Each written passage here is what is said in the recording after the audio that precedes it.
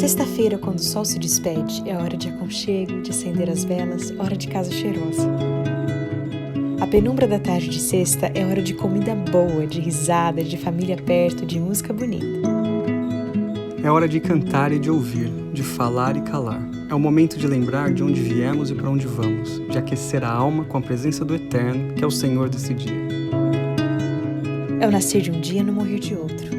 É a lembrança, a herança e a aliança que nunca morre.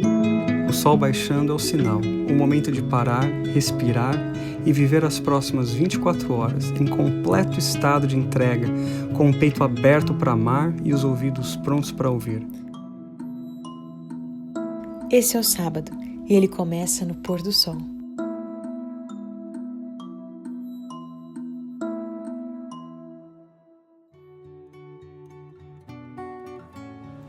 Feliz sábado, bem-vindos a mais um Pôr do Sol. Por aqui o clima já tá começando a esfriar, a gente já tá... Olha, o ano de 2020 passou. Eu tava falando pro César esses dias que eu usei essas roupas assim mais de frio, quando eu tava no fim da gravidez da Olivia. E eu pensei, nossa, vai demorar pra usar isso de novo, e aqui estamos novamente. Eu não sei como você tá por aí, como tem sido o seu ano, as suas semanas... Mas, independente do que esteja acontecendo, esse é o momento pra gente parar tudo e refletir na palavra de Deus. Então você é nosso convidado, que bom que você tá aqui com a gente mais uma vez. E hoje a gente trocou de personagem. Qual foi o nosso personagem de hoje? A gente continua conversando sobre os heróis da fé que estão mencionados em Hebreus capítulo 11. E hoje a gente vai conversar sobre Enoque. Um personagem, assim, muito interessante porque... Enfim, antes de eu falar um pouco o que eu penso... que a gente vai conversar, vamos ler os textos primeiro. Abra sua Bíblia, Hebreus capítulo 11, vamos começar no versículo 5. Pela fé, Enoque foi trasladado para não ver a morte. Não foi achado, porque Deus o trasladara. Pois antes de sua trasladação, obteve testemunho de haver agradado a Deus. Antes da gente conversar um pouco sobre a vida de Enoque, vamos voltar para Gênesis, que é onde a história de Enoque é contada, pra gente conhecer um pouco quem que era Enoque. Gênesis capítulo 5, versículo 21. Enoque viveu 65 anos e gerou Metusalém. Andou Enoque com Deus, e depois que gerou a Metusalém, viveu 300 anos e teve filhos e filhas. E aí no verso 24, andou Enoque com Deus e já não era, porque Deus o tomou para si. Então, assim, no que a gente tem de registro na Bíblia sobre Enoque é um homem que andou com Deus, um homem que foi tomado por Deus para viver com ele, não morreu, e um homem que agradou a Deus. Então, a gente pode partir do pressuposto que andar com Deus é agradar a Deus? Com certeza. A biografia de Enoque, por mais que seja pequena, porque a história dele a gente desconhece os detalhes, mas esses dois pontos que a Bíblia faz referência é muito importante a gente entender. Ele andou com Deus e no livro de Hebreus diz que ele agradou a Deus. Então andar com Deus é agradar a Deus. E a pergunta que fica pra gente, porque esse homem era um homem que se encontra ali nessa galeria dos heróis da fé, e a gente vem falando que Deus quer que nós, eu e você, também tenhamos a nossa história contada, a nossa história sendo colocada nesse lugar de destaque, onde muitos podem encontrar em nós pessoas de fé, homens e mulheres de fé. Então, como que a gente pode ser homens e mulheres de fé hoje? Agradando a Deus, andando com Deus. Só antes de você continuar, acho que é muito oportuno a gente ler aqui o versículo 6 de Hebreus 11. De fato, sem fé é impossível agradar a Deus. Então, se a Bíblia está dizendo que Enoque agradou a Deus, é porque ele tinha fé. Exato. E a fé, a palavra de Deus diz que a fé, ela vem através do ouvir e ouvir a palavra de Deus. Então, para a gente ter fé, a gente precisa estar em comunhão com a palavra de Deus. A gente precisa guardar os mandamentos de Deus. Jesus disse lá no livro de João, capítulo 14, que aqueles que o amam guardam os seus mandamentos. Mas o guardar os mandamentos de Deus não pode ser feito de uma forma só dogmática dentro da igreja.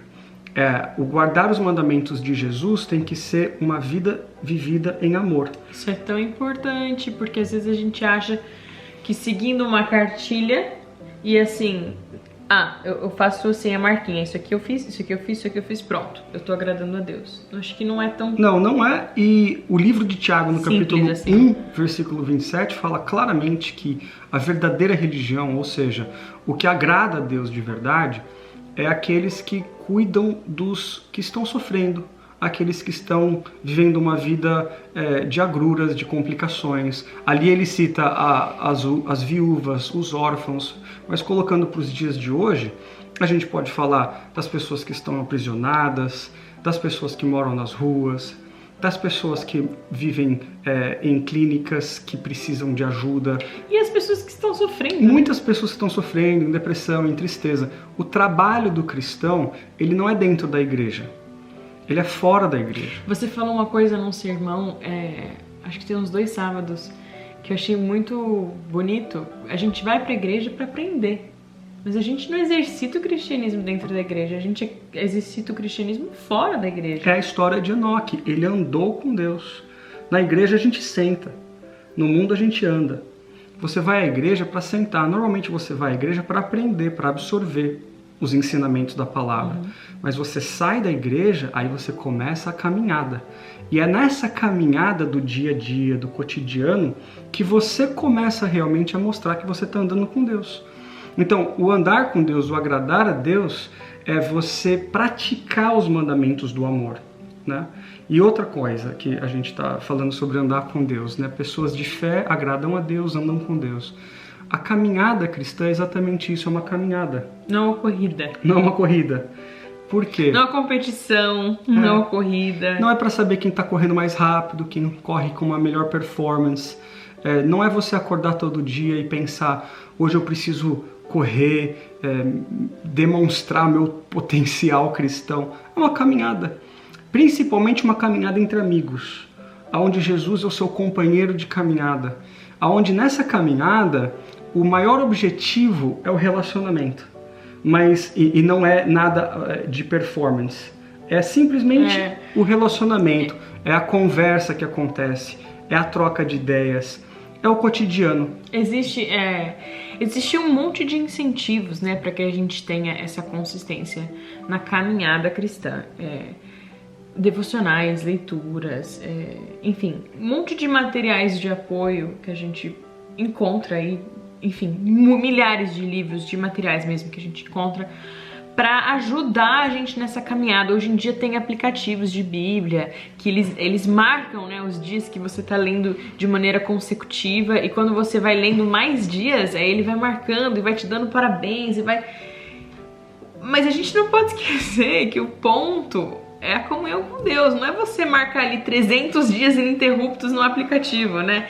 É você realmente ter um encontro com Deus esses 300 dias, não é você simplesmente ter aquela, ok, agora, hoje porque acaba virando isso, né? Eu digo por mim mesma, porque eu tava, enfim, lendo a Bíblia, tava com aquela consistência, aconteceu alguma coisa, passou um dia, eu não li, e aí no dia seguinte, 0 dias de leitura da Bíblia, você pensa, aí eu parei a pensar, mas por que eu tô preocupada com a quantidade de dias? O ponto aqui é a minha comunhão com Deus, e a gente... No contexto de igreja, às vezes, a gente se perde um pouco nisso aí.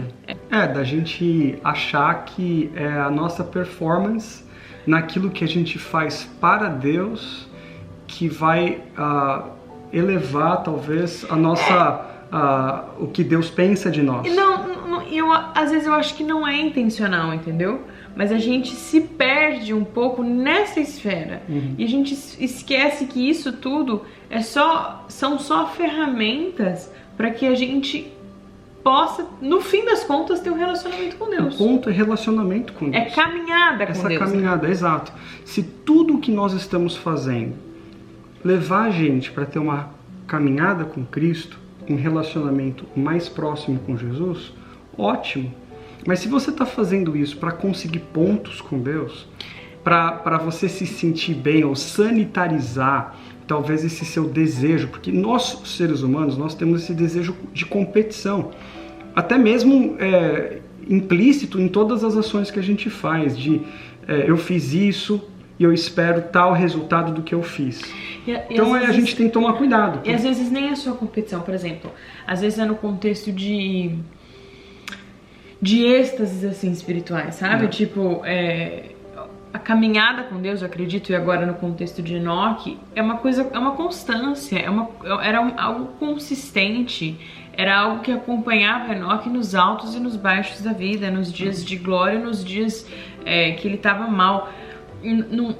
Mas eu não acredito que ele procurava, por exemplo, experiências de êxtase espiritual, que ele sentia uma coisa. Eu não acredito que era assim, ou que, por exemplo, que ele ia para algum culto, né, vamos a linguagem de hoje, e saía do culto, nossa, hoje eu senti, hoje... Não, porque isso seria uma corrida de 200 metros, como a gente conversa, né, seria uma corrida, não seria uma caminhada. A gente precisa ter essa constância no andar tranquilo com Deus, no dia a dia, no cotidiano.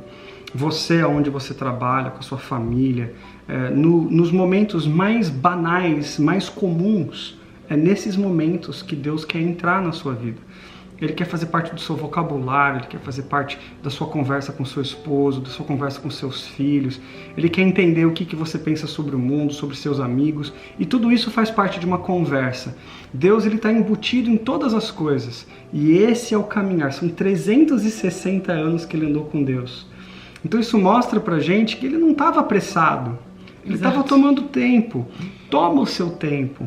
Olha a paisagem no caminho, conversa com Jesus sobre as coisas da vida, sobre as coisas boas e as coisas ruins. E agora o terceiro ponto que a gente pode lembrar aqui é que nessa caminhada a gente cai. Né? Você pensa no seguinte, só cai quem está andando. Com certeza. E se você está andando, já é um privilégio.